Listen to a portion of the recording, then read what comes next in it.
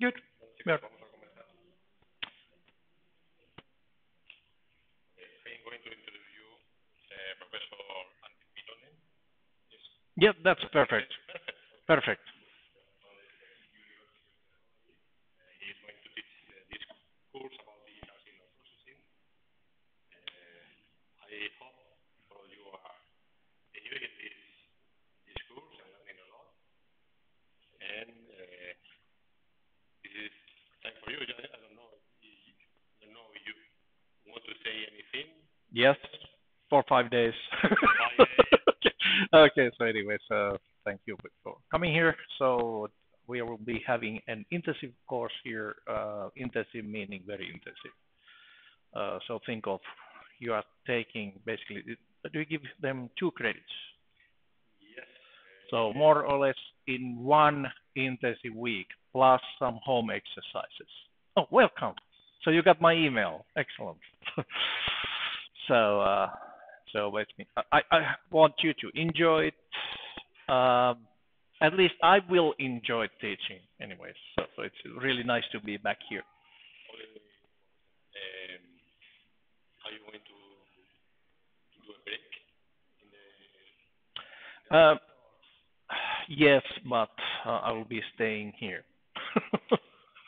Yeah, yeah, I will come with the key for you. excellent. Or Yeah, that's fine. Yeah, that's fine. Excellent. Thank you, Manuel. Okay, so welcome again. So we have 8 students, which is a good number actually. There was 12 enrollments. So if you know anyone who has enrolled but is not here, they can still attend the classes for some reasons. First of all, I'm videotaping this one. Only my show. I'm not videoing you. Don't worry.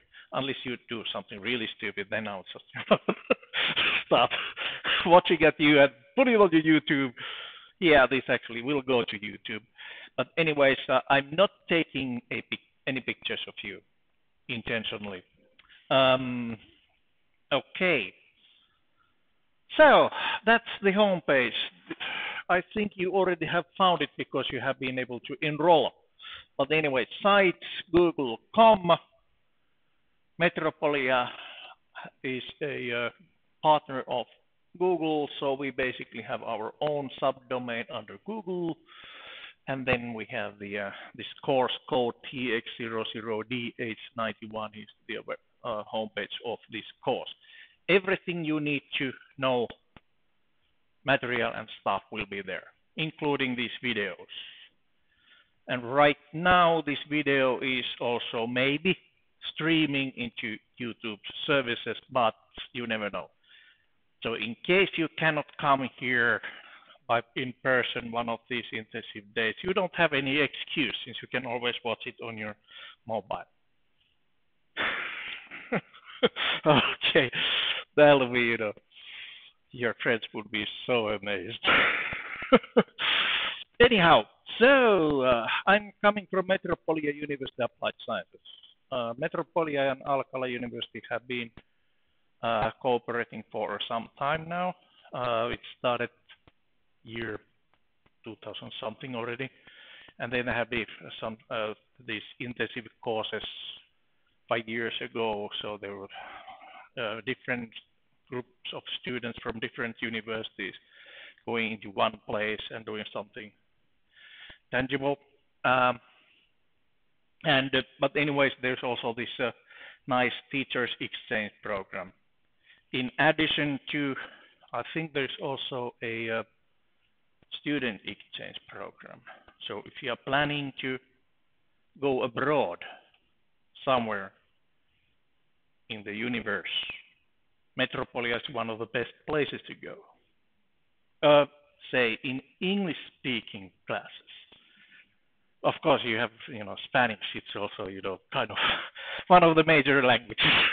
One, but what is even more a common language? What is the most common language in the world? No, not even close. Bad English. So don't worry about your English level. It's the most common language. Okay, so a couple of questions before we start. Are you familiar already with the digital signal processing fundamentals? Digitale Signalverarbeitung in German, but in Spanish I have no idea. So, yep.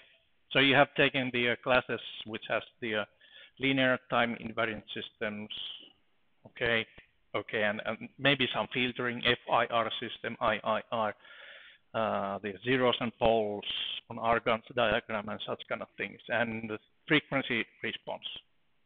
If you are familiar with the terms, then you will be okay. Better than okay. We'll be using MATLAB for the laboratories. You have been using MATLAB before, have you? Excellent. Excellent. I noticed that you actually might have the campus license, so you have a copy of that on your own computer, right? Good, even better. Since after this intensive week, you still have some homework to do.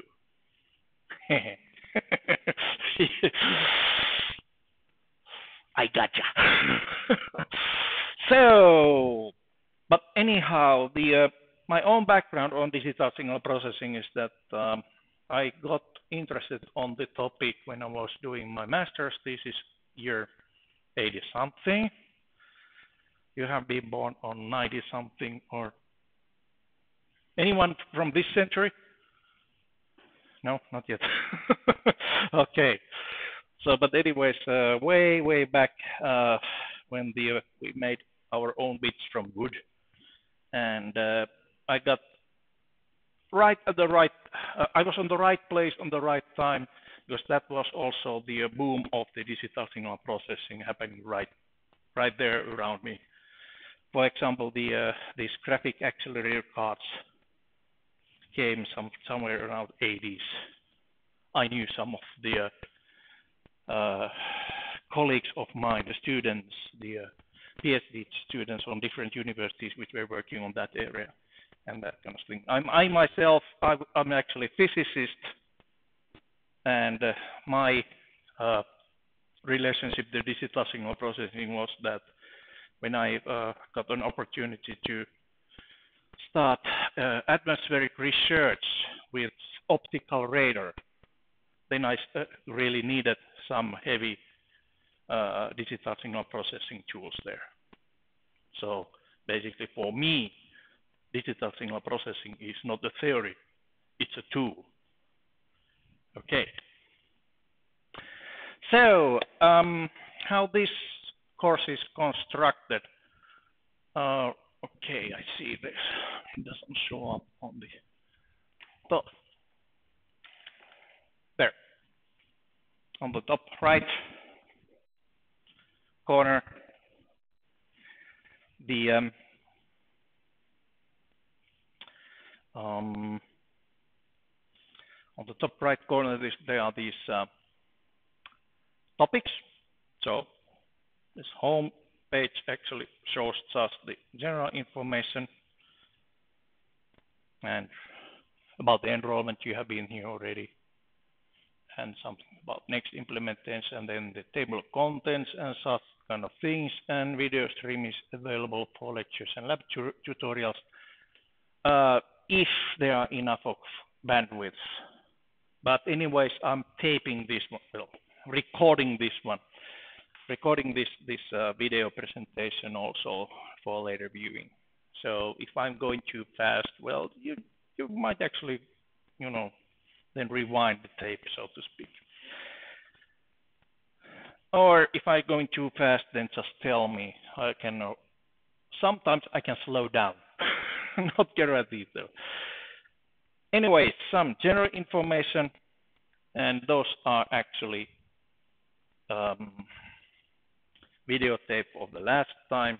So after giving the introduction overall, I will probably stop the recording and then download it there at some point. I also have these slideshows. I'm not going to go through these slideshows. Those are for you. So if you want to watch them to get basically kind of review of what kind of topics we are on this exercise doing, then please go ahead through those slides.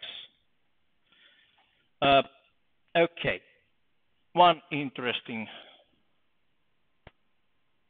link here: frequently appearing mistakes on exercise returns. So go through this checklist and check if you are doing those mistakes again, since those are costly mistakes. Every single mistake on that list is at least 1 point. And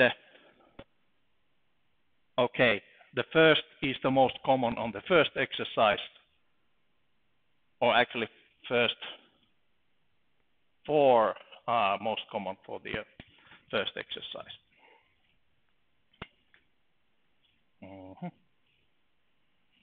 Okay, assessment. What kind of scale are you using for the assessment of the course? Grading. We have 0 to 5 in Finland. In Germany, it's from 1 to 5. What is your highest score? 10. Okay, you have, and the lowest is 0. Good. Then it's easy. Easy to convert. And what is the passing grade? 5. Okay, very simple. So about 50% correct would be giving you a passing grade here. Right. Okay, in addition, you will also receive a Metropolia study certificate if you pass the course. I don't have no clue if it ever helps you, but it doesn't hurt you. You can put it on your CV. There is a difference between Finnish and Spanish system. You are getting 2 ECTS credits because Spanish system does not count your own time, learning time. Finnish system follows the this Bologna agreement, meaning that 27 hours of student work is 1 credit, and this is actually 3 credit course in Metropolia. Exactly the same. Now, how strong is your student union? It might have, some work here to do. So ECTS credit is European Credit Transfer System. So these 2 and 3, that's kind of funny, but we will just go with that. And most important thing is that you will learn. Okay. Exercises. Yes, we have 5 exercises. Then we also have the kind of real-time, the scoreboard. All right, so we have 2 Daniels, and let's see who is here actually, to make sure that I have all the names. So Daniel R, not here. How about Mohammed? There. A means you have attended. Juan, right? No, Juan. Okay, Daniel O. Okay. Rodriguez Camacho. There. Okay. Mario. Miguel Eduardo. Diego. Manuel. Ihor. Annalise. Okay. Georgiana. That was easy. Okay. Anyone here? I mentioned all the names, right? Or did I? Did I mention yours? Did I mention your name?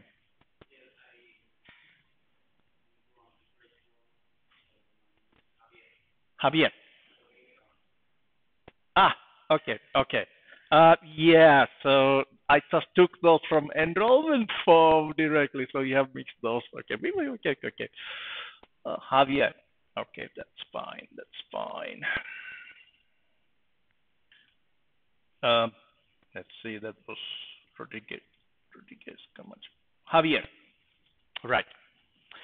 Okay. Now if I go here and just refresh it, nothing happens.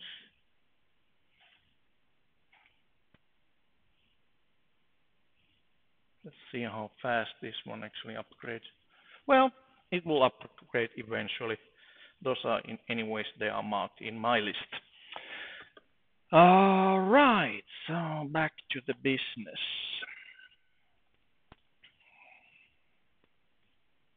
Okay, so we have the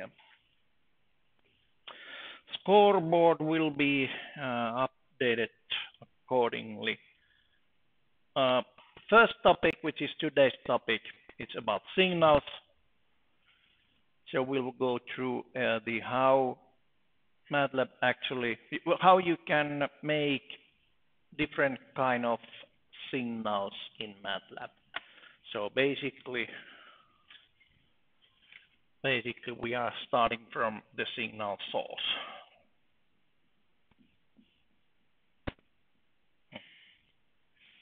Building some sort of, say, wave generator, and also add some noise on it. So that's today.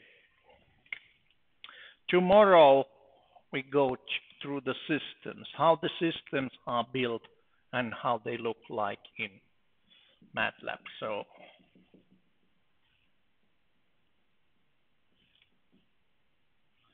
system meaning what is the difference equation, what is the transfer function,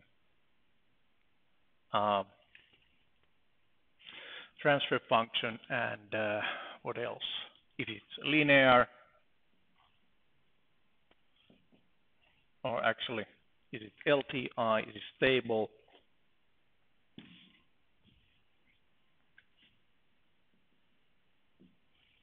Causal,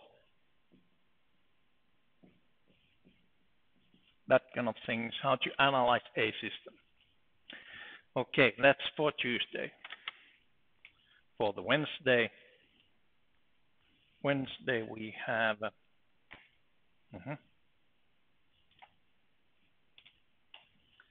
responses, meaning, okay, what if we actually do some standard signals like the delta signal in, what is the impulse response out, okay, and then also how the step response works. Okay, and then what else? Also, how about the frequency response?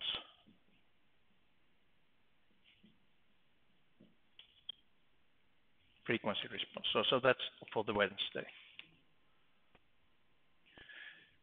Then basically on Thursday we go and take a quick look at FIR filters, meaning that now we basically just need to build our system so it does not necessarily need any feedback. So it requires only the impulse response, finite impulse response.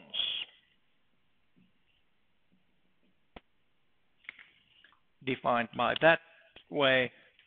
Then on Friday we still have one case, which means that basically we have systems, especially filters, with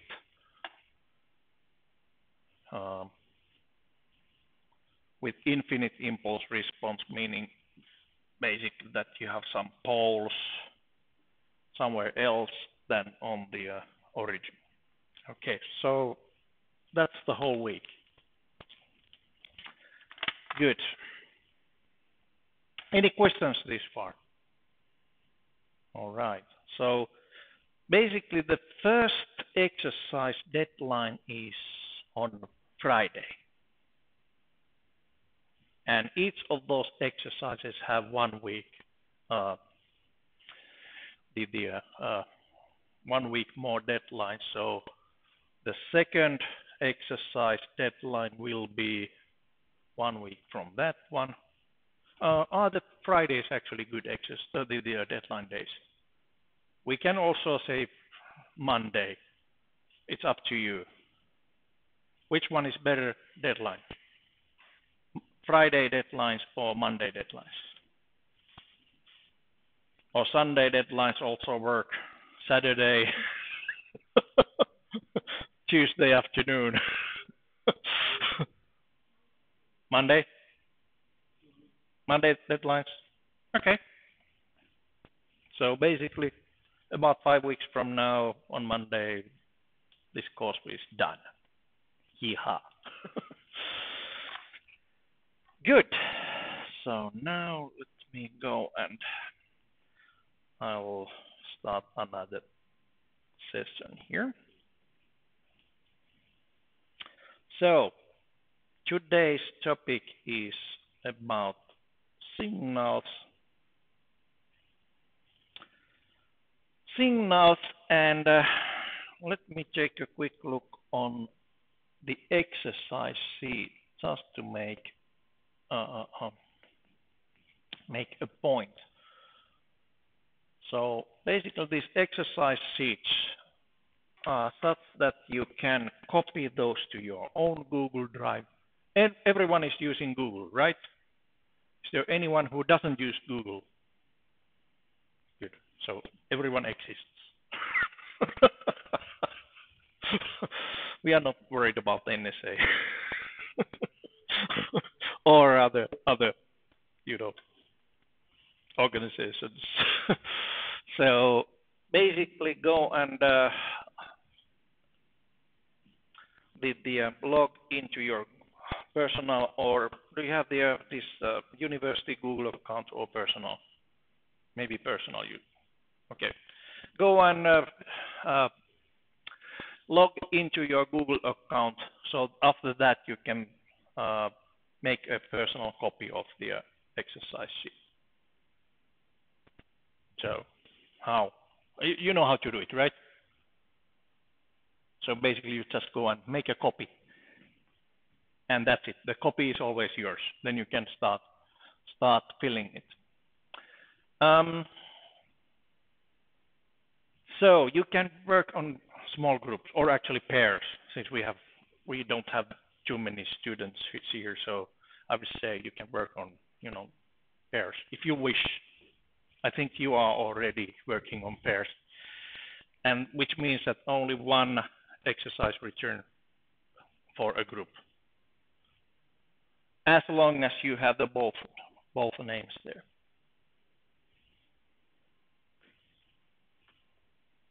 Yeah.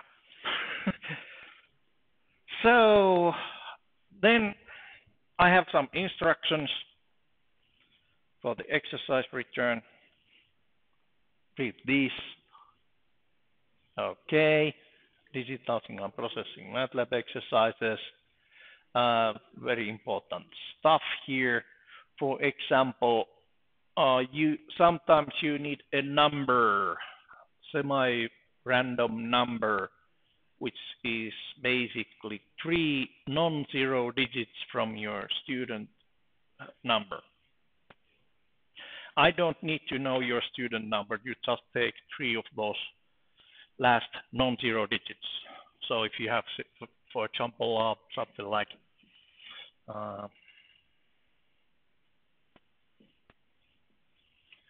the last 3 non-zero digits would be 3, 5, 6. So if there are any zeros, you cancel those out, and you would use this on the exercise calculations.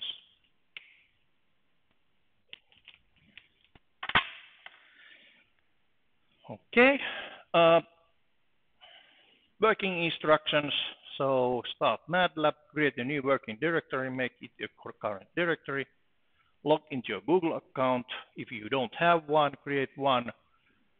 make an editable copy of the exercise template on an appropriate location, then rename that document nicely that you can find it yourself after 1 year when you are working on a company where you got because of this nice Metropolia the study transcript. Then write your name and, well, the student ID you don't need to put there if you don't want to. And this one says maximum 3 students per group, but we will use 2. It's good for you. Then answer the questions of the reserved spaces. That's quite obvious, actually, and insert required graphs. Sometimes there are graphs missing that automatically reduces the points. And then there are insert links. Sometimes those links don't open, then it also reduces the points. Save the document, publish your answers. I will show you how. Test that your document can be viewed by an anonymous web browser. So fundamentally, what you need to do is when you have this exercise template, you will share it.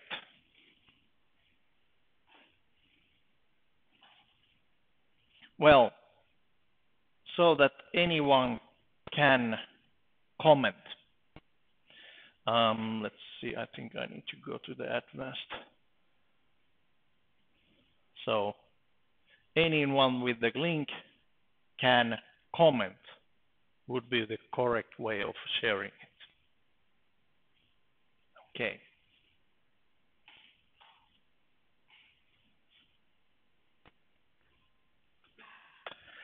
All right. What else? After testing that it actually works on anonymous web browser, then you can submit it. I have the submission link just under the exercise template. Okay. If there are some mistakes, I will actually not send you anything. I will be marking those comments directly into your exercise sheet. Okay, so that's my feedback channel. Especially the important when I'm not here anymore. I'm going back to Finland. It's cold, but it's not dark anymore. We have more sunlight than you do for the next few months, almost half a year. So next 5 months, we have more sunlight than you. Ha! And it's cold.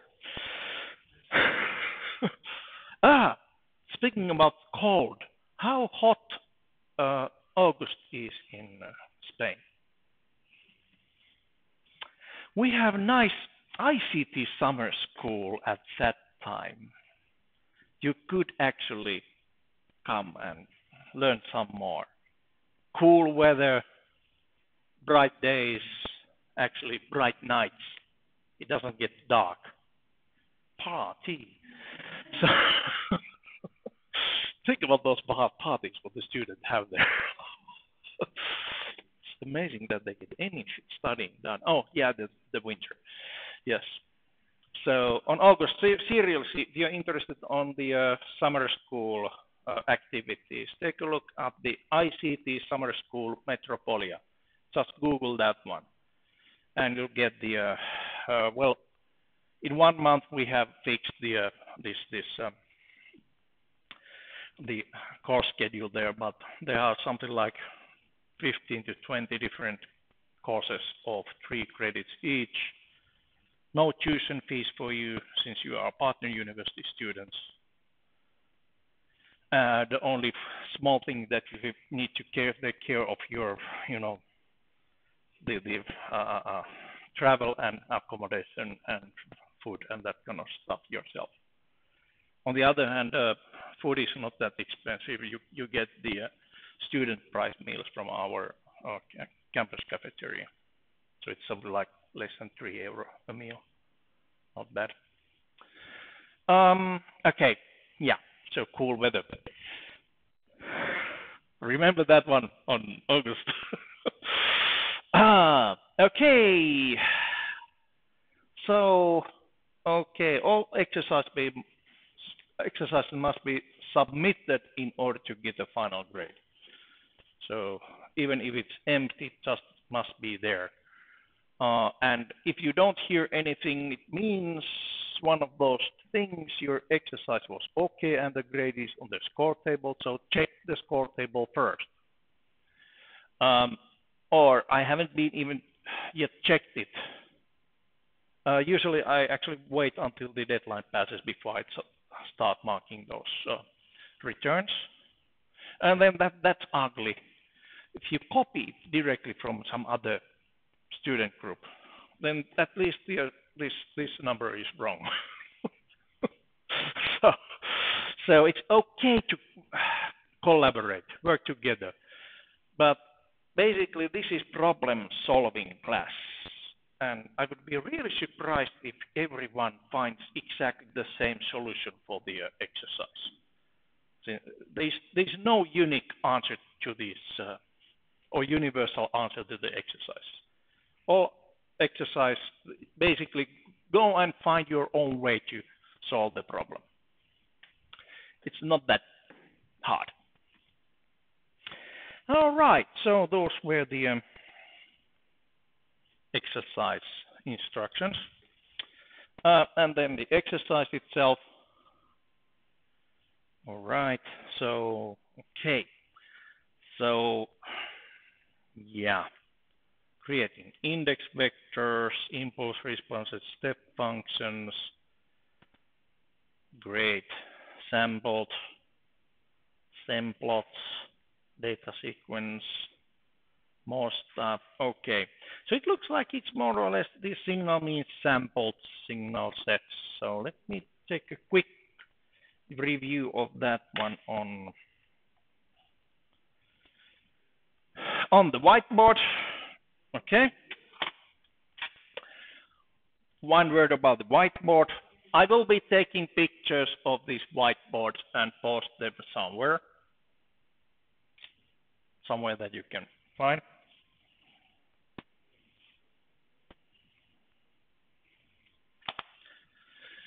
And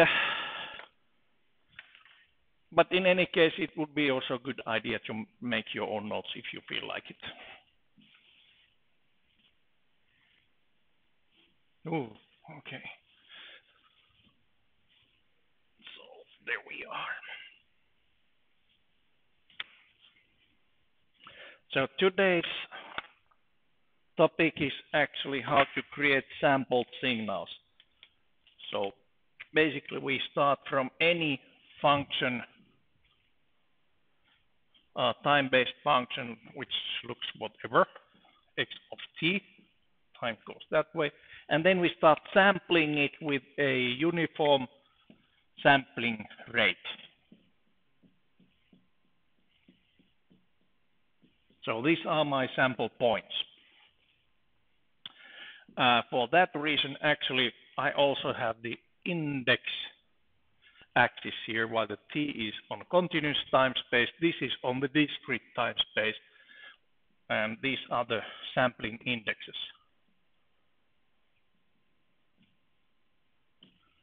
The sample time,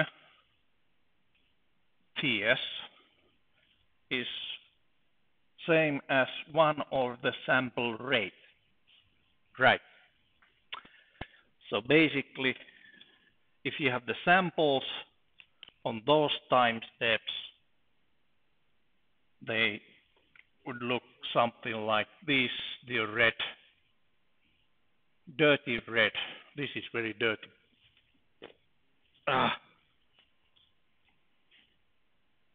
It doesn't get much better, but anyways, you got the idea. So those are the sample data at those time steps. Okay, we are not going into the quantized level signals. We are just using quantized time signals, so discrete time signals. So those points here can be then put into the table and with the index n, and that's actually the same as, okay, maybe I will just change that one to blue. Same as the time-based, continuous time-based signal at the moment n times ts. So this is the sampling kind of theorem. So whatever you are sampling, you basically replace the t by index times the sample time,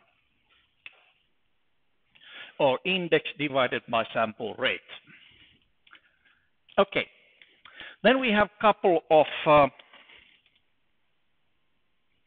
special signals or fundamental signals. One is the impulse function or discrete delta function, which is 0 everywhere else except at point 0, it goes 1. That's one of the fundamental signals, and another one is the step function. This impulse function is really useful for as a test vector, for example, if you want to measure the system's anything from digital systems. So impulse response or frequency response. Frequency response is simply the Fourier transform of the impulse response. So that's why you need the impulse. And by the way, with the impulse, you can also calculate these values, which is same as the sum of n or equals not n, okay, from 0 to no minus infinity to infinity x of n times delta n minus k. I think that's how it goes. Yeah. So basically, this just tells that okay, this can be breaking into individual parts, or the vice versa. Okay, another very useful fundamental function is the step function, which can be used to basically produce a start of a sequence. So this is not uniformly sampled now. So if you want to start a signal here, you will multiply the signal with the step function. If you want to make a kind of square shape signals, you can add or subtract, for example, a delayed step function. Delay, okay. So that's one of the operations we also will check today. So let's put it, for example, so delayed by 2 on the unit impulse means that this parameter will go 0, which is at time 2, and then it goes like this one. Okay, so delayed the signal sequences. Okay, now we can start looking at what the MATLAB would give us. So please go and start your MATLABs.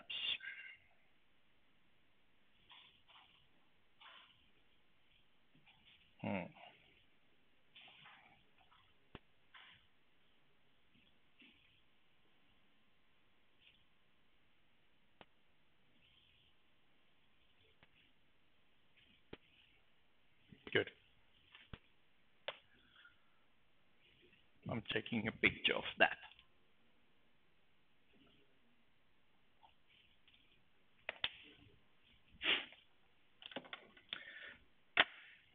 Alrighty. Depending who was on the computer before you, it might actually look different from that one. But anyways, that's kind of my favorite view since it shows up the what I'm typing there. All right, so let's start. So this would be the signals exercise.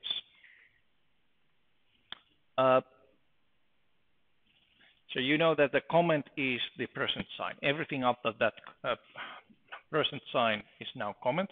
If you have double comment, then basically the MATLAB editor shows that as a one single block. Okay. I will be also posting the history file from the MATLAB later on. Okay, so if you're looking at this one here, let's see.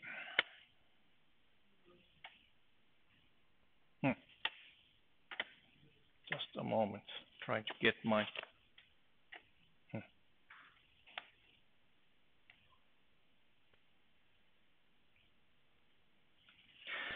So our sampled signal, we might actually first find out the kind of the indexes which would give us the point of interest. So in this case, if I was interested about these indexes -2 to 7, there are several ways you can actually produce the index vector.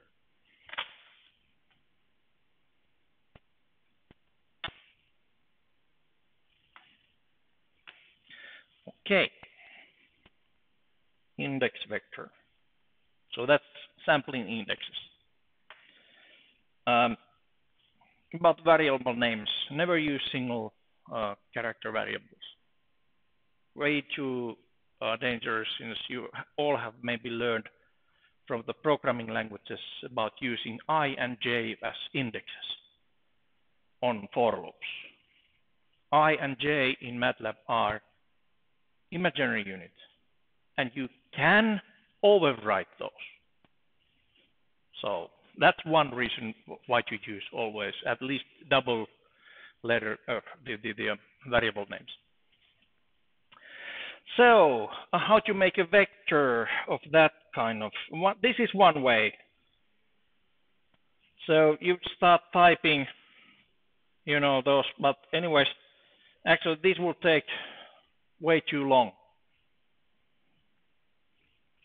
Way too long to do that, but it's okay. You can do it. You just make it as a list there and that's it. But you can always use the auto increment, which is just that colon operator, and pressing the enter will give you the these numbers from -2 to 7. Basically, yes. So this is how you would make an index vector. Then how to sample data, or how to generate these functions. Okay, so fundamental signals. That delta function is actually the one that gives 1 if the index is 0 and 0 when index is not 0. Okay, we can there use the basically the test. So I will call this one impulse imp. Imp equals nn is the same as 0. Okay, that'll work. So I'm just testing if the index goes to 0, that gives me true, otherwise it's false. You know, in C programming language, what is the value for false? 0. Yes. What is the value for true? Anything else but 0. 2 is also true. So basically, MATLAB true value is 1, but to be on the safe side, we can always do the typecasting to double. Double, you know, double n equals to 0, and that gives us the impulse response. There you go on that workspace on lower left corner. Okay, 0, 0, 1, 0, 0, 0, and so on. Okay, so I've managed to do the impulse function. Similarly, the step function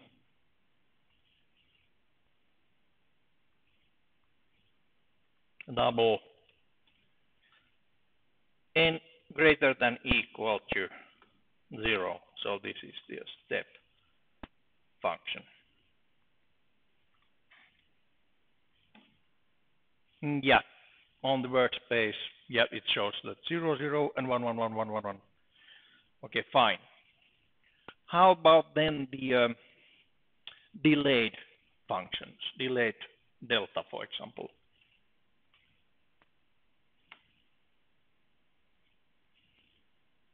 Delayed sequences. Okay, so let's just say imp2, for example, would be double of something equals to 0, and there basically if we put nn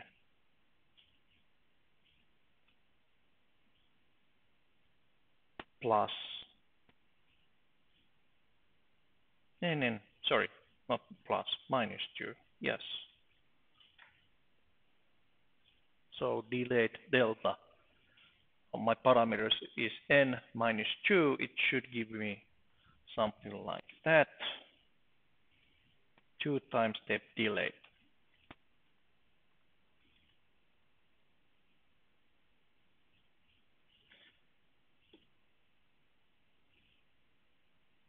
It might be on the right spot. Now I want to go graphic a little bit. So for this kind of short data sequences, there's the stem plot. So this here is a stem plot. Comes from the fact that this is this part of a flower is called stem. Okay, seriously, you know, that's where it comes from. Engineers are not heartless. Okay, so remember that one. So we can stem index n and imp2, for example, like that, and it shows me where whenever it comes. Okay, it came to a different window. All right, there we go. So 0, 0, 0 here, and then at the place 2, it actually is plus 1. All right. Question? Yes.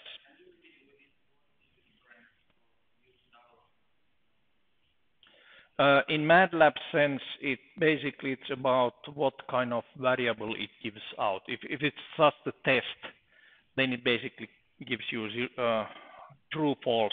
So it's a logic, logic type data that comes out. If you put it double, then you can guarantee that you can do also calculations with that.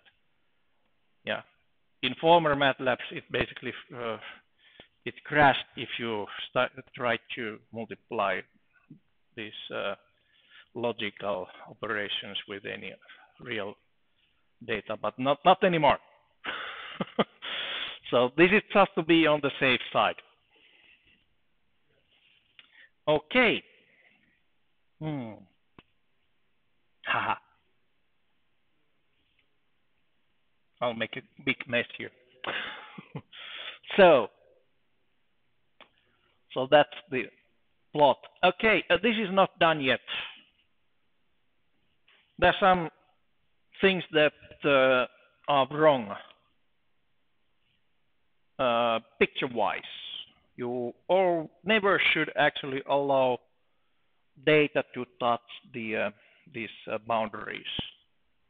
So have a little bit of overhead on each edges, so basically you can get the full data there and no points with this axis or not axis but on the frame. So just for fun, we can use also the axis command and give it the limits: x limit, x minimum, x maximum, y minimum, y maximum. X minimum would be minus 2.5, and then the x maximum plus 7.5, y minimum minus 0.1, for example, and 1.1. Now it's almost done. But because this is again a graphic, then you might want to also put the labels on. X label is index, Y label, for example, value, and then title. Oops, title. Title 2 time step delayed delta. Yeah, okay. Delayed. Are you familiar with the tech kind of typesetting? So backslash delta gives you delta character. But which delta character? I don't know yet. Let's see. Yeah, it actually gave a small delta here. 2 times Tim E step. Oh boy. There we go. A little bit better. Okay, now it's done. Now it's done. If you want to put this picture to your exercise return, then basically what you should do is to go, let's see, under File, wait a minute, Figure, Save As, where's the Save As?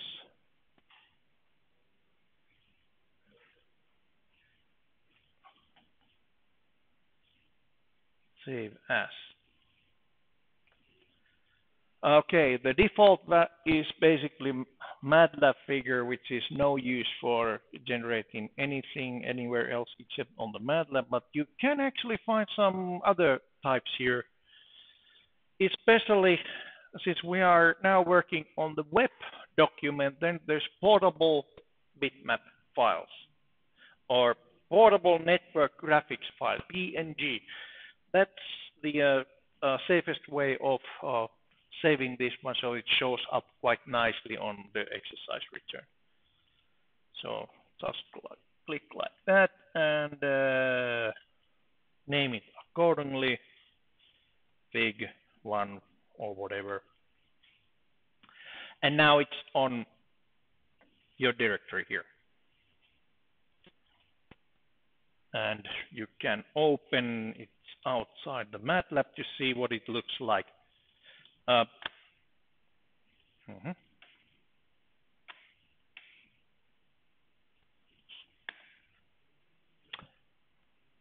Okay, so aspect ratio is here the same what you can see from on your display. So if you want to change the aspect ratios and such kind of things, then undock that figure and show it somewhere else. But well, this is just an example. So how much have you actually worked on the documents on Google Docs? Uh, okay, I'll show you. I'll show you. So my template. Oops. Wait a minute, where I can find it. Exercise 1 template is here. Then I made a copy.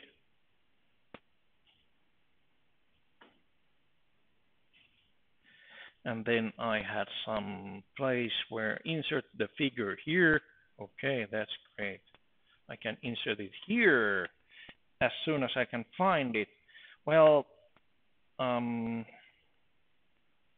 usually go to the file browser, and there are the documents.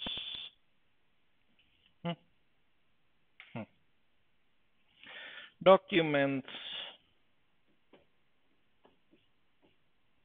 MATLAB. Where's the MATLAB? Here. Okay, there's one document in my directory, and I wanted that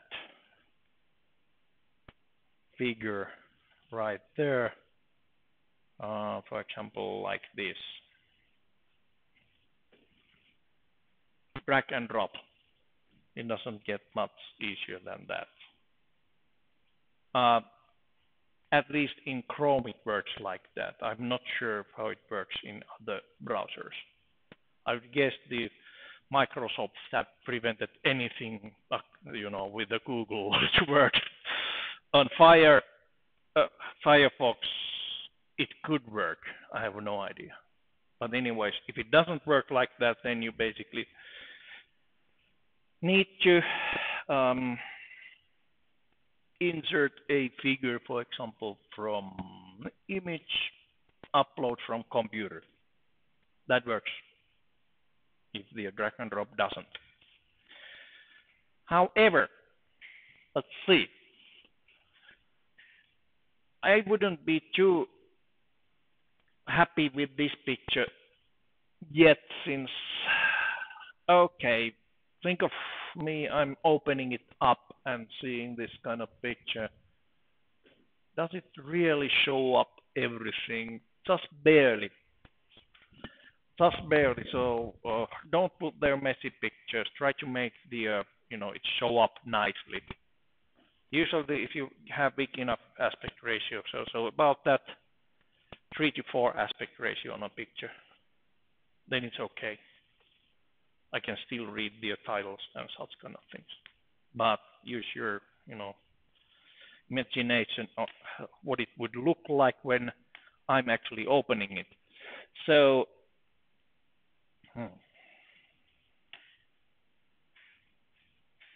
just a moment.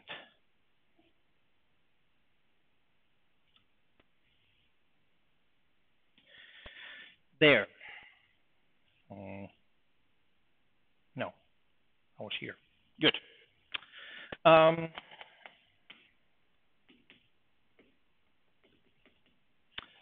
So that was the picture. What next? I had something in my mind.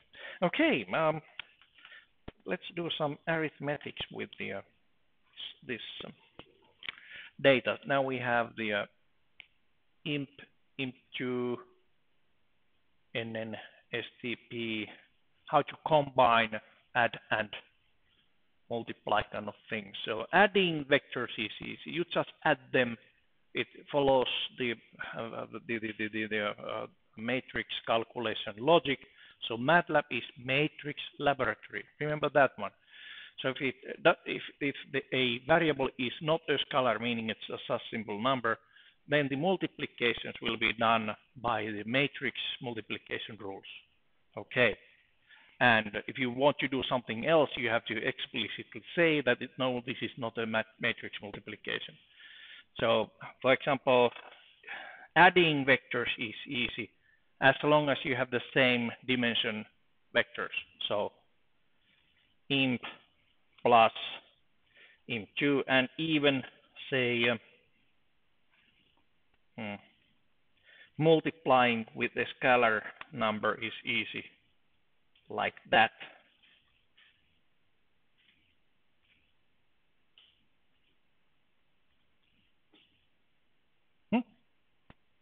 AA. There. So that would be the 2 times the step function plus imp2. Okay, that's fine. But if you want to actually multiply this one with a vector, for example, if you want this data sequence to start at point 1, you can multiply it with the delayed impulse response. So impulse 1 would be double of nn minus 1 greater than or equal to 0. So this is delayed.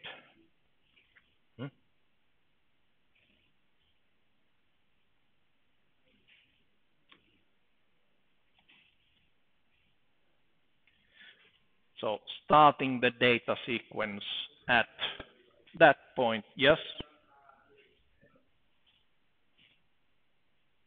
Yes, step greater than or equal to 0. Yeah.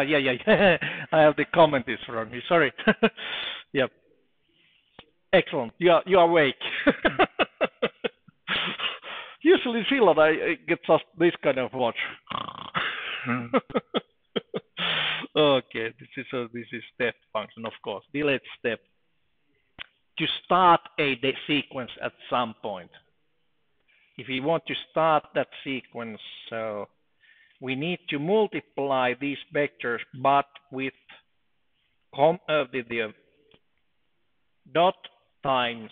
So dot operator means that whatever is the operation, it's cell-wise, product cell-wise division or exponential or whatever. So this operation is now actually element by element. Whoops. Okay, that was some sort of, I have no idea. I probably, yeah, there were some mistakes there. I see. Yes. So,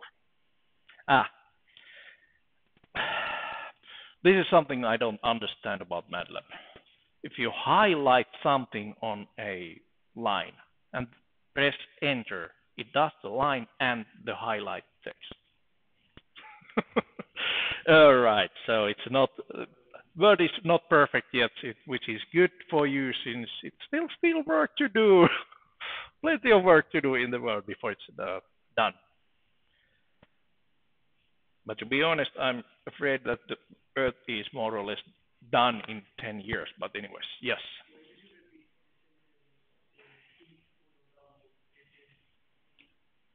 Okay, I'll show you. Just a moment.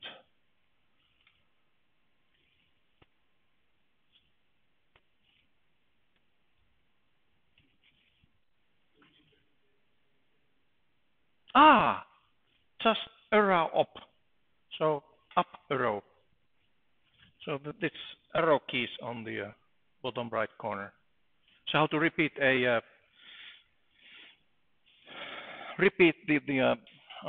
of these commands.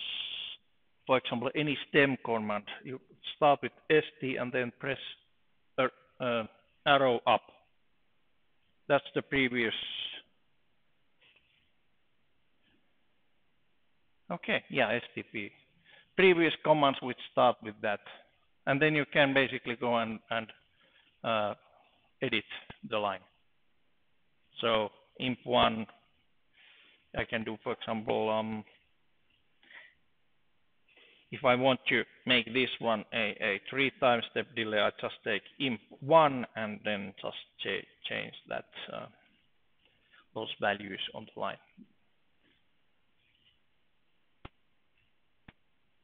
Yeah. By the way, just keep interrupting. So whenever you have something question, ask me. I might actually take granted that, yes, you have done all of this, I have been using MATLAB since year 86. Where were you when it was year 86? Yeah, I know. I'm a dinosaur. But I'm the carnivorous with the short hands like this. Okay, so simple step delays. Okay, let's take something more interesting like how to sample a function, which means the sampling kind of theorem. So sampled functions. And for sampled functions, let me first set the sample rate. Sample rate, Fs, for audio signals. You should use at least, okay, what is the frequency what you need to have at least to get a good audio signal? Sample rate.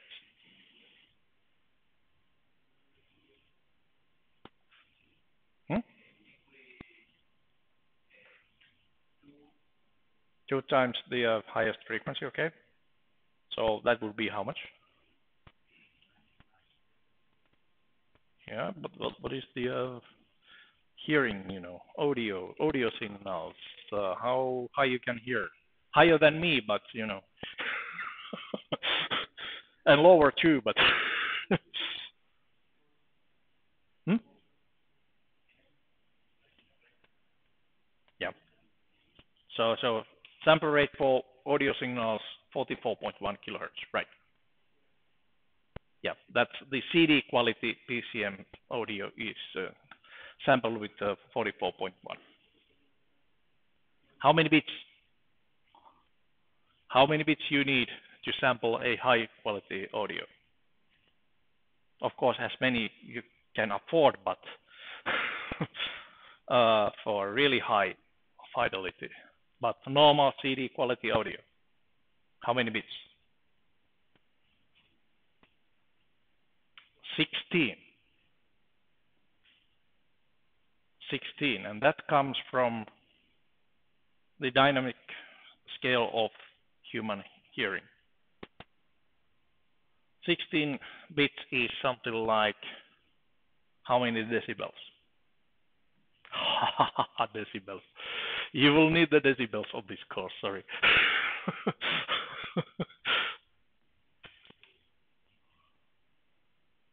Signal to quantization noise ratio. Okay. That's actually just a formula. SNRQ is 6.02 times the number of bits plus some 1.74, something like that. Okay, so we had the 16 bits. Okay, that comes from that one. So it's about 100 dB or so. That's the difference between dropping a pin on the floor to some jet going, well, outside. So it's minus something, minus 20 is a pin dropping, and then 80 dB is the basically what you can hear without hearing loss. Rock concert is something like 85 to 90 usually. Heavy metal 100 plus. Richie Blackmore 78. Oh no, 72. That's his age. Okay. I was in Richie Blackmore's Rainbow concert in Helsinki, last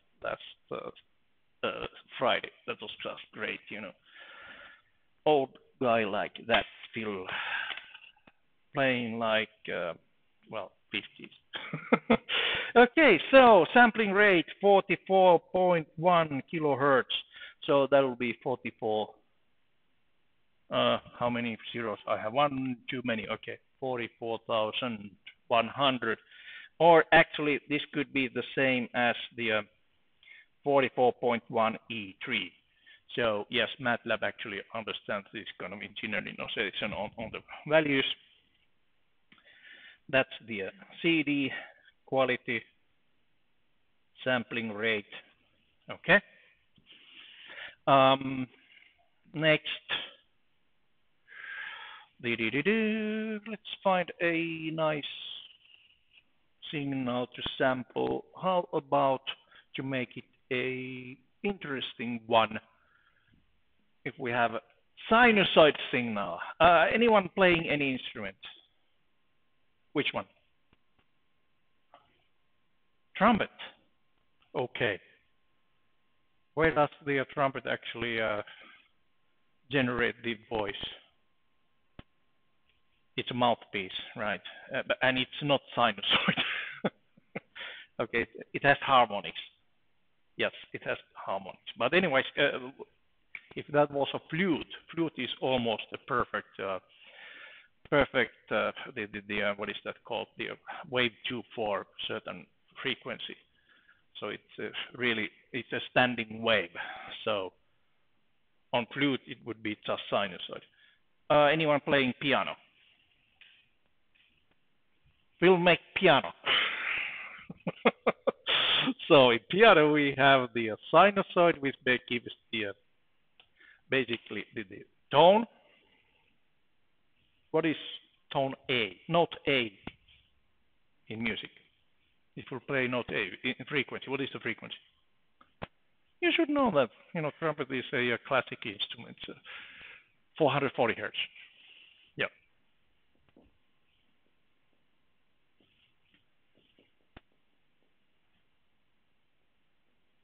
Around 440. If there's an oboe on a classical orchestra, then that one says with what is the exact frequency there. It's impossible, almost impossible to tune. But anyways, 440. In addition to that, there's exponential decay on piano, since it's a string instrument which you hit with a hammer, and this wave is actually going, and also at the same time as you're hearing it, well, there must be some energy loss, meaning that it has exponential decay on the sound. Okay, so there's an exponential with some decay factor. Actually, there's also another which is called attack, meaning how hard you hit exponential that way, 1 minus exponential of something smaller, and multiplying those. Just for fun, let's scrap that one. It's just, just playing around with the but anyways, this is exactly how the first synthesizers did the synthesizing. So Moog actually had sinus oscillators and these decay and attack functions, and that's the beginning of electronic music. So let's make first tones, where we need that sampled sign. And sampling points are now my index points, just to make, show something. Couple of different ways to do the sampling. So we can get the sample times by multiplying basically, sample times are the same as index times the TS. TS is the sample time, and sample time is 1 over Fs. So TS equals 1 over Fs. We start from that. That's the sample time. So the time between two samples. And then basically we have the sample time vector is index vector times TS.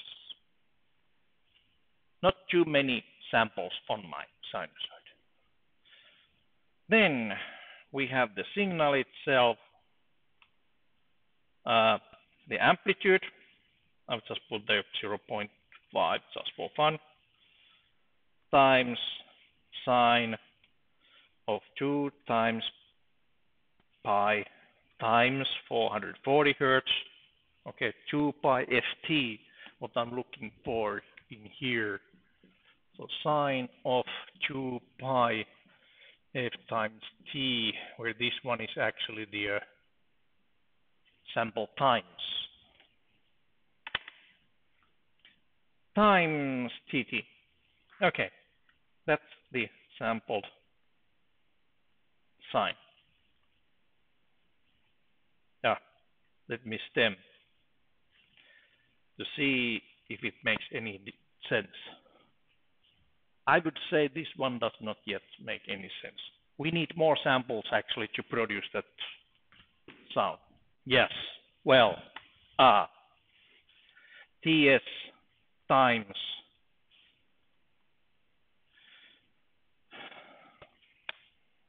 oh right, that was 0.2 milliseconds long sound sample. Doesn't make much sense.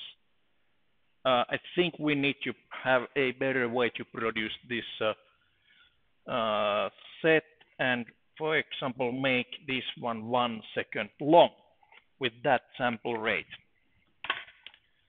All right, you can always generate the indexes and calculate. Well, in 1 second, you actually have 44.1 kilo samples. Or you can also generate it other way. So time vector, so tt equals 0 from 0 with the time step of ts to 1 second. So the same colon operator, but now if you have two colon operators, the middle variable actually gives you the step between two subsequent points. So from step size 2 is the format. Now we can do some serious sampling. So SS equals 0.5 times 2 pi 440 and tt. Okay, and no really this plotting this one is not a good idea since it looks like that. There are quite many cycles in that one. Actually, in 1 second it has a 440 full cycles exactly. So no sense to show it on the graph, but how about sound? Just a moment. I need to fix my sound settings.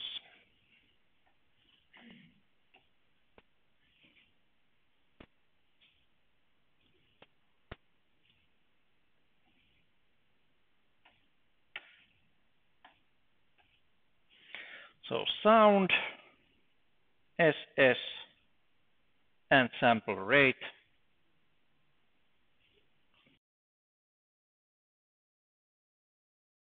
On 440 hertz. You magic.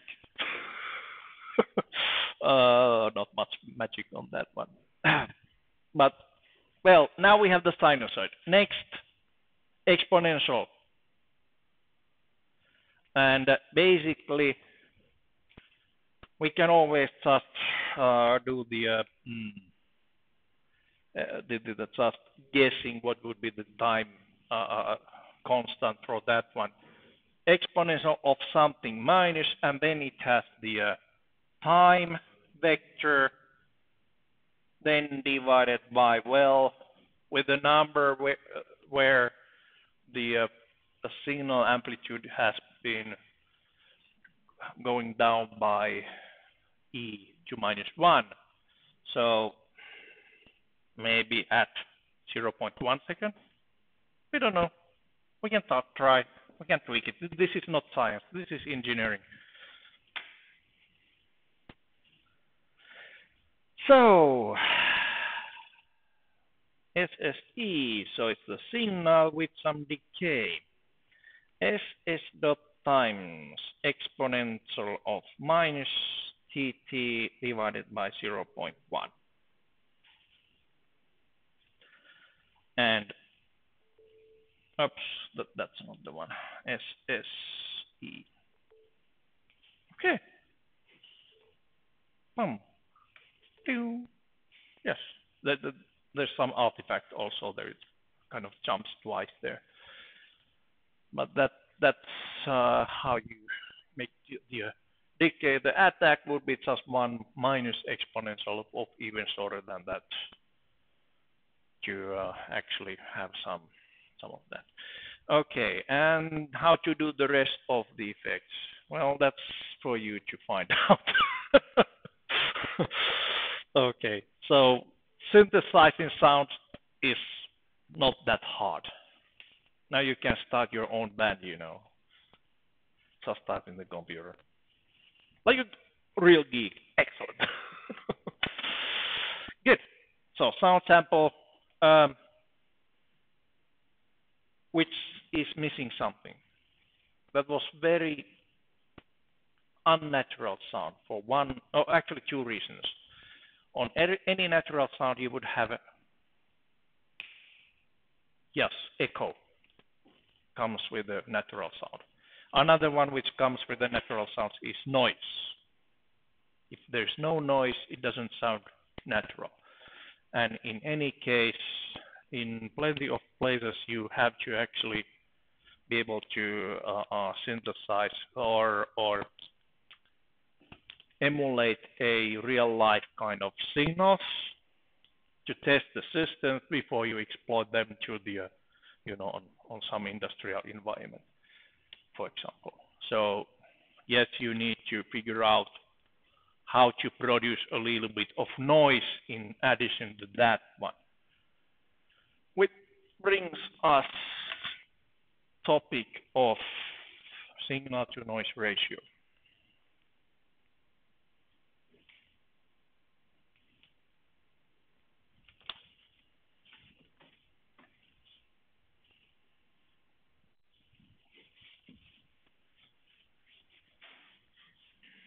And when you're synthesizing data or the signals, then the signal to noise ratio is kind of easy since you can actually generate those signals and noise separately. But of course, in real life, that's not the case. Then you need to probably go into some spectral response and make the estimates from the spectral response. Okay, signal to noise ratio is, okay, what is signal to noise ratio? How is it defined? Yes, power. Yes, signal. Power, signal. And then power, noise. And then actually 10 times log of 10 base log of that. Good. So signal power is directly proportional to variance.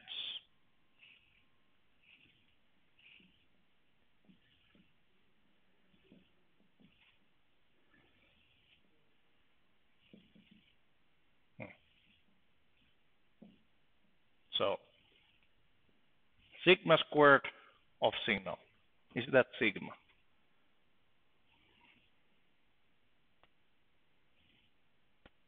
That's delta, okay. Yeah, anyway. Yeah, this is sigma. I may have actually made the delta. Oh, yeah. It was accidentally. Yeah, that was sigma what I draw as a delta. So delta goes this way and sigma goes that way. Yes. When I do scribbles fast, they sometimes get a little bit different. But anyways, that's the variance, which is basically the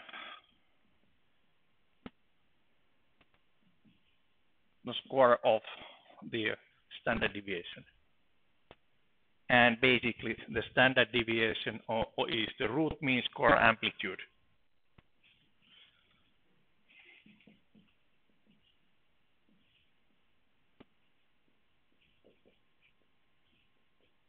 So for example, if we have a amplitude 0.2,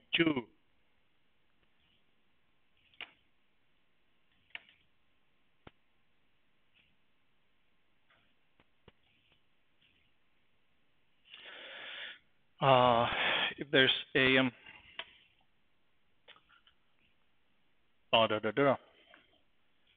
the signal is sinusoid with the 0.2 amplitude, then what is the standard deviation? RMS value divided by square root of 2. Okay. Which is about 0.17 something. 0.2 divided by 1.4 something is about, well, let's see.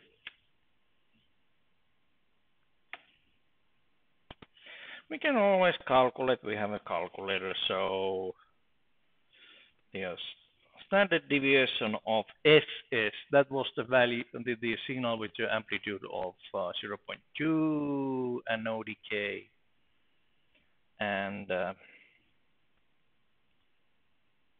0.35 amplitude 0.5, sorry, yeah, it was 0.5 was the amplitude. Okay, that makes sense. Yeah, so now if you want to produce a basically the RMS amplitude of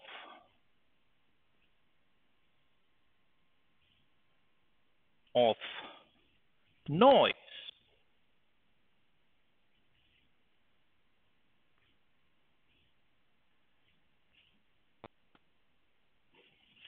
so okay, how to actually do this? So same thing for the power of noise.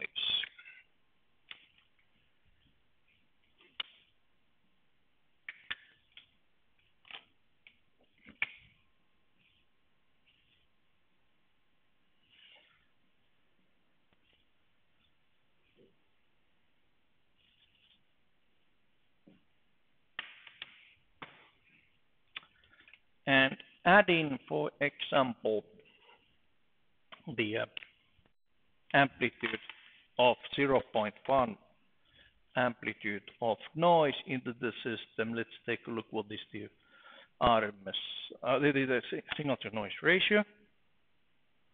Okay, I'm trying to get you confused. Am I doing good? Confusing you?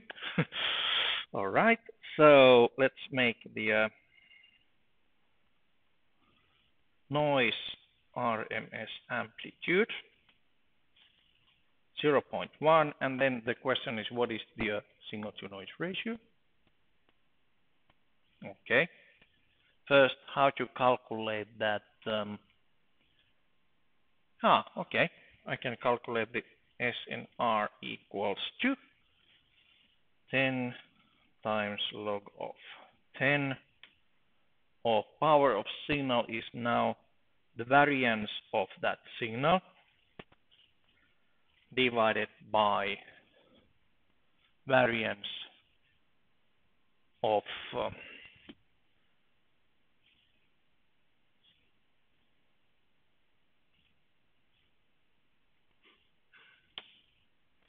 right.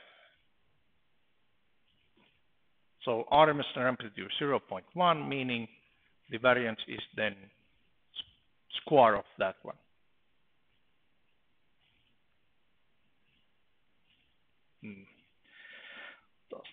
This is another way of doing it. 0.1 to square. And just in case, I know this would be correct, but this would be safer way of doing it. And for that amplitude noise, we would get signal to noise ratio of 10. How about if I want a signal with certain signal to noise ratio? How to calculate the amplitude? That is something for you to try on the exercise. But everything comes from that signal to noise ratio formula. Basically, if the signal to noise ratio is given, you can always measure the signal variance, and then basically you can calculate how much the power of noise must be, which is the square of the RMS amplitude of the noise. Okay, now we can start generating the noise. So my noise amplitude was 0.1. So the noise part for that one would be just simply 0.1 times round n. Are you familiar with that one? So round n actually generates the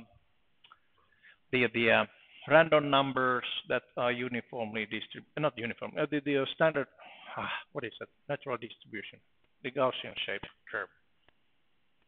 So normal distribution, okay. Normally distributed numbers with a mean of 0 and variance of 1, or deviation of 1. So basically how to get a 0.1 deviation for that is you just scale it with the required RMS amplitude. All right, and we need to generate one data point for each of those data points. One random number for each data point. So practically, if you have the sinusoid here, and then you have some random numbers, normally distributed random numbers for each of those. So basically you get noise variation like that. Good. What happened? Not length, size. Yeah, length is the, Okay. So, and now I have the random numbers, and just to make sure the standard deviation is correct. Yeah. So we had the random numbers, which means that when you calculate the standard deviation, it's never exactly what you think it is. There is randomness in random numbers. Now we have about 44,000 random numbers, which means that you are expecting an error on the second most significant, or actually third most significant bit out of the data. So 10,000 is about 1% error. 40,000 has about quite about 0.5% error. Yes. Okay, so we have that random signals, and we have the SSE, for example. So SSE now equals SSE plus the noise. Adding the signal and the noise, and it sounds like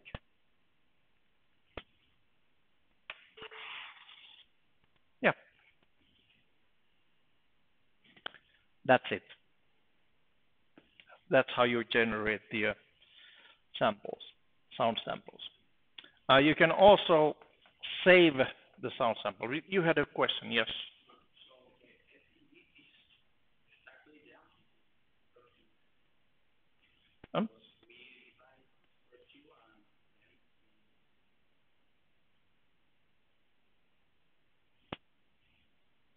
Hmm?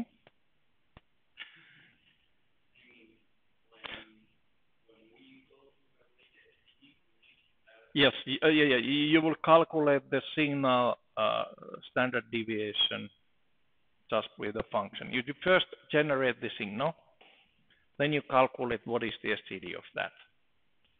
And then basically there's also the signal to noise ratio, and then you calculate with that STD or variance here what is the noise variance, what is the required noise variance, and then square root of that is the RMS amplitude of the noise, which will be used to scale to round N.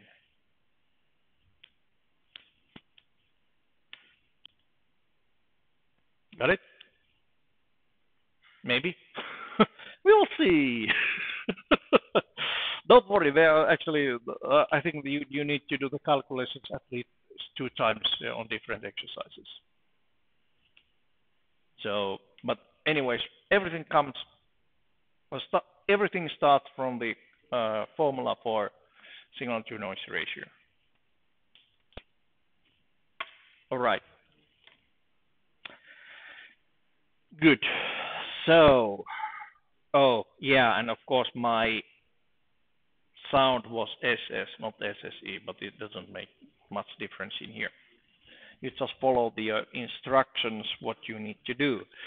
All right, so next step here would be to how to publish that sound file. All right, so there are some functions in MATLAB. I think now it's called audio write, that allows you to actually write any known file format audio files, and you just put the file name with the correct extension, for example wave is just file or FV4, I think it's, or MP3, it might actually also recognize those, but anyways, so you just basically give it the file name, which also defines the format, then the data and the sample rate, and that's it. That's all you need to do. So audio write of the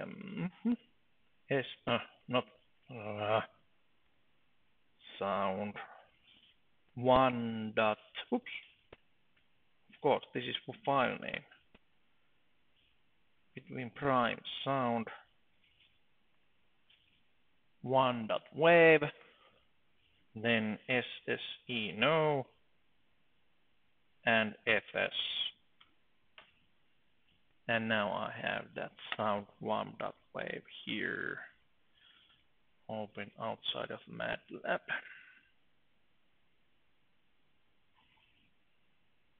Do I have anything to open that?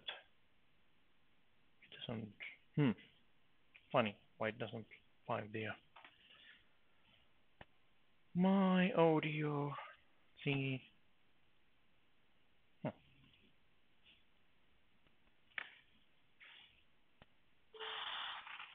Yeah, it works.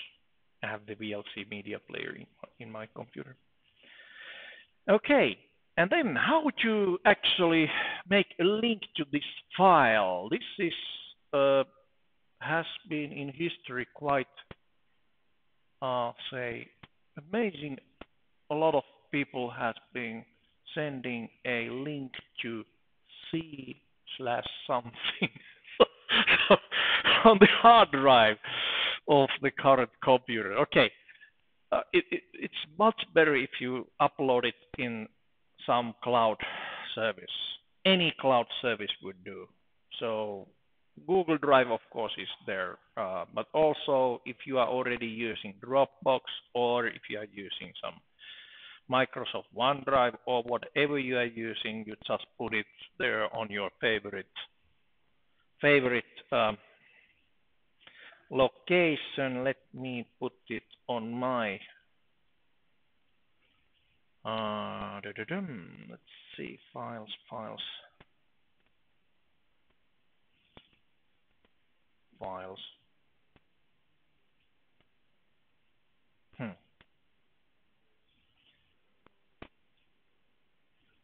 Where do I do? So I'll just show you what I'm doing here. So I'm on my Google Drive.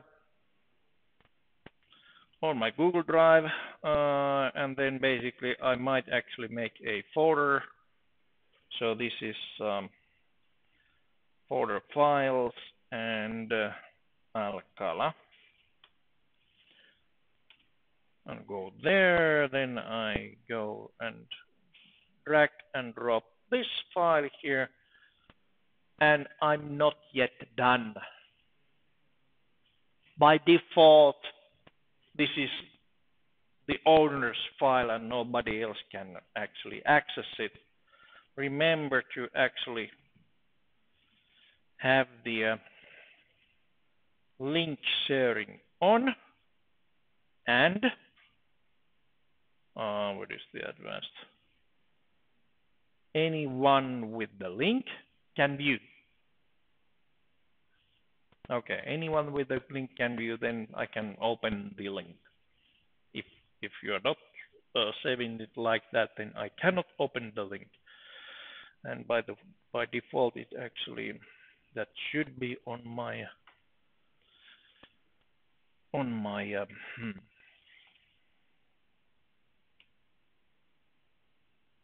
nah. So all right, oops. Let's see, files, problem solving in MATLAB. Huh? Where did I put my? Well, that happens when you do things real faster than you can think. Exercises. Copy of, okay, here is my copy of exercise. Wow. Now I have my link there, so provide a link. Now I have provide the link here. And basically, if you just add a space character, then it makes it a link. That's easy for me to check if it works. I just go here and click. Boop. If it doesn't open, then I will send you some feedback, and you just lost 1 point. Okay, good. So, all right. So I think I have given enough of ideas for you to basically get creative and answer these exercises. So fundamentally, all the stuff I showed you already: how to create index vector, how to generate unit impulse with some delay, how to create unit step functions and sampled sine wave, then how to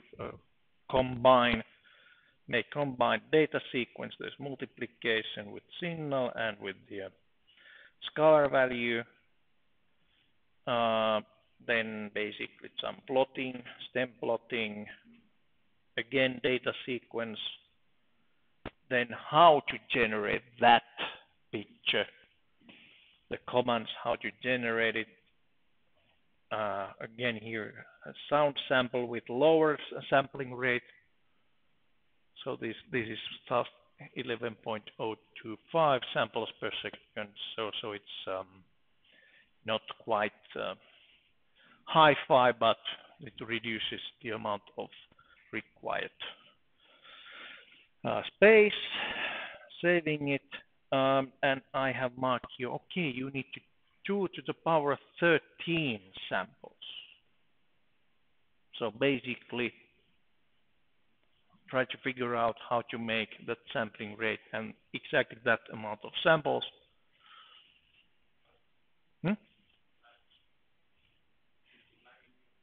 Yes. And well, sine wave with amplitude and signal frequency. Again, here is the SSS number, which is the last 3 non-zero digits of your student ID number, and then add the random noise with signal to noise ratio is defined. This is defined. That you get from the sine wave You can calculate it from that sine wave, and basically you need to then calculate using these values. You need to calculate the RMS amplitude, which is used to multiply your rand n. Okay, and then save the sum. All right, so that was my part of today. I will be staying here until 7 o'clock. Then somebody comes and kicks all of us out from here. All right. And as I said, the deadline for the first exercise is the end of the intensive intensive week. So on Friday, there's a deadline. But you, of course, you can return it whenever you want, even earlier than that.